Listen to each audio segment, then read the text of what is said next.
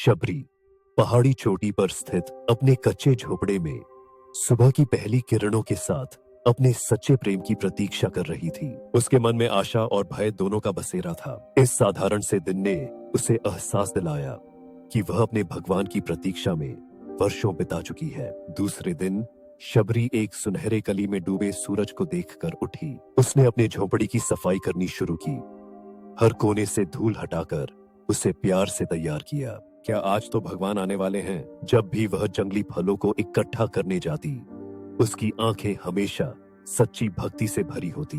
वह उभरे हुए फलों को चखती और अपने हृदय से सोचती कि क्या ये उसकी भक्ति को दर्शाने के योग्य हैं। एक दिन शबरी ने एक पैर से भरी झड़ी में एक बेहद मीठा फल पाया। उसकी आंखों में चमक आ गई, जैसे उसे पता चल गया कि यह फल उसके भगवान के लिए है। प्रभु राम का अनुचर और साथ में लक्ष्मण वन में अपनी यात्रा पर थे। अचानक उनकी नजर शबरी के झोपड़े पर पड़ी। लक्ष्मण ने चौंक कर कहा, यहाँ कौन रहता है? जब राम ने शबरी के झोपड़े की ओर कदम बढ़ाए तो उसका दिल धड़कने लगा। क्या यह असंभव था? भगवान उसका सम्मान करेंगे, उससे सीधा मिलेंगे। राम ने झोपड़े में प्रवेश किया। शबरी प्रारंभ में हिचकिचा रही थी, लेकिन उनके भव्य स्वर ने उसे ढाढ़स दिया।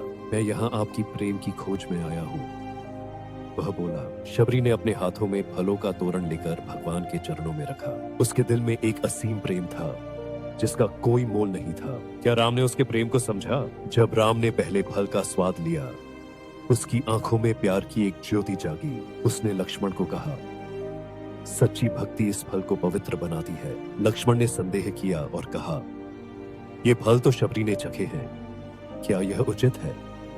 राम ने उत्तर दिया, यह भक्ति की मिठास है जो महत्वपूर्ण है। शबरी ने एक असंगठित उपहार की तरह बताया, देखो भगवान ये मेरे लिए कितनी विशेषताएं लाए हैं। ये उसका मन गदगद हो गया। राम ने शबरी से उसकी कहानी सुनते हुए उसकी आंखों में देखे और कहा, आपकी भक्ति ने मुझे यहाँ लाया है। किसी को अपने अतीत से मत शर्माओ। शबरी ने अपनी जीवन की चुनौतियों का बयान किया।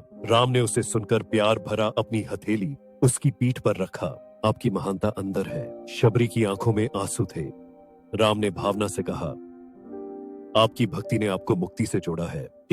उसका हृदय आनंदित हुआ। राम ने उसे आशीर्वाद दिया, ज्ञानी तुम आत्मा के सर्वोच्च रूप को प्राप्त करोगी। उसका आनंद विभोर हो गया। उसकी आत्मा ने भक्ति में एक नई ऊंचाई हासिल की। शबरी ने भगवान का नाम जपते हुए सूक्ष्म रूप में विलीन होने लगी। शबरी का शरीर धरती पर गिर गया, लेकिन उसकी आत्मा खिल गई। जंगल भक्तिमय गूंज से गूंज उठा। राम के चरणों में समर्पण करते हुए उसे मुक्ति प्राप्त हुई।